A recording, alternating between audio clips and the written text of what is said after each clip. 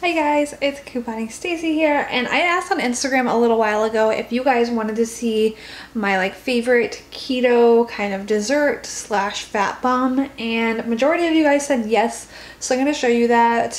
If you're not interested, obviously you can just go watch a different video, but for those who wanted to see it, I thought I would show you guys here.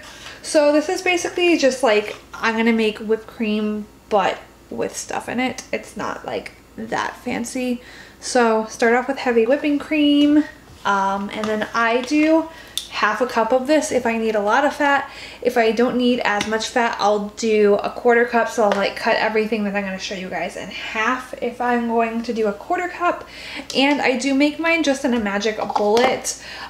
You can do this in a bowl and use a hand mixer or use your KitchenAid, but I have found that this is my favorite way of doing it. It's kind of just the easiest for me.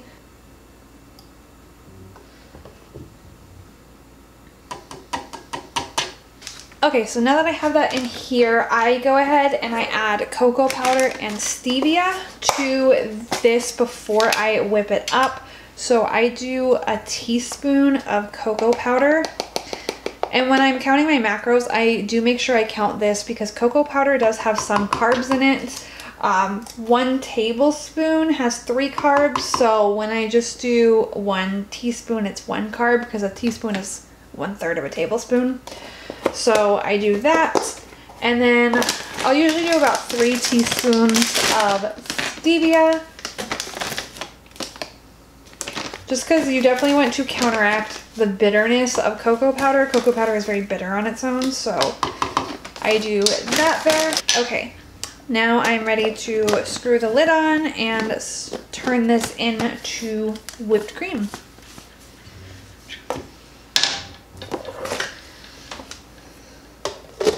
So when I turn this on, you'll be able to hear that when it starts blending, and then it kind of changes its tone when it's done whipping, so it's really easy to know.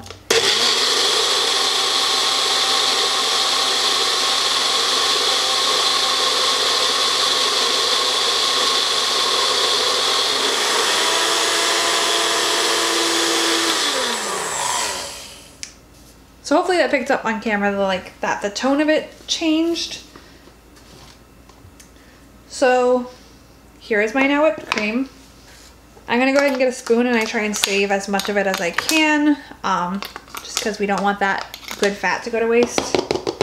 So once you push it down, it's actually not that much. It doesn't even fill this. If you wanted to make this for 2, or if you really wanted a fat bomb, you could do a full cup would fit in here. So the last thing I do, and I don't always do this, I do this if I have the macros for it, is I add a tablespoon of natural peanut butter. This just gives it a little bit of protein, a little bit more fat, and I think it makes it taste kind of like whipped Reese's almost when you do it like that, but I don't always have the macros to be putting peanut butter in, so I just do it sometimes. Alright, so now that that is in, I just stir it in. I don't do this before I blend it into a whipped cream because it'll kind of change the consistency and make it harder for the whipped cream to actually whip up. So I just like to mix it in, and that is that. And now I am ready to eat.